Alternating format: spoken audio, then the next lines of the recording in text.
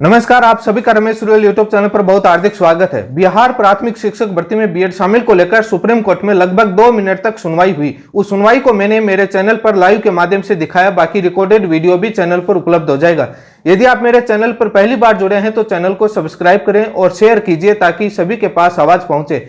आज क्या हुआ सुनवाई के दौरान और क्या आगे हो सकता है, इन तमाम बातों को लेकर चर्चा करूंगा।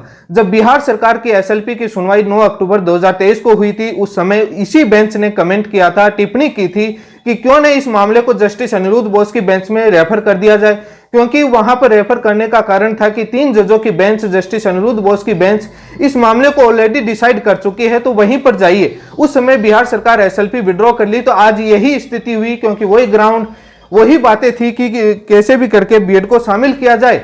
तो आज बीएड को शामिल करने को लेकर डीएलएड की तरफ से दो सीनियर एडवोकेटों ने पैरवी की, जो मैंने आज सुबह बताया। बीएड की तरफ से सीनियर एडवोकेट प्रशांत भूषण जी उपस्थित हुए और भी सीनियर एडवोकेट उपस्थित हुए। जैसे ही ऑर्डर वेबसाइट पर आएगा बताऊंगा कि कौन कौन बीएड की तरफ से सीनियर एडवोकेट उपस्थित हुए। लेकिन आज इस मामले में सुनवाई में यह नतीजा निकला कि सुप्रीम कोर्ट की जस्टिस एएस बोपन्ना जी की बेंच ने उस मामले को जस्टिस अनिरुद्ध बोस की बेंच में रेफर कर दिया गया।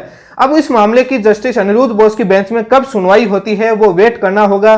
कब रजिस्ट्री उस मैटर को लिस्टेड करती है वो बता दिया जाएगा, जैसे ही ऑर्डर में अपडेट होकर आता है कि कितना समय लगेगा। सुप्रीम कोर्ट के एडवोकेटों से चर्चा करने के बाद आपको बता दिया जाएगा। लेकिन इस मामले को जस्टिस अनिरुद्ध बोस की बेंच में रेफर कर दिया गया। अब इस मामले पर सुप्रीम कोर्ट की जस्टिस अनिरुद्ध बोस की बेंच में इस मामले पर सुनवाई होगी। अब उस बेंच के लिए बिहार डीएलएड टीम और भारत के तमाम राज्यों के डीएलएड साथी एक बार पुनः मजबूती के साथ उस टीम के साथ आए और मजबूती से खड़े हों, क्योंकि उस मैटर में गए हैं 3 जजों की बेंच में।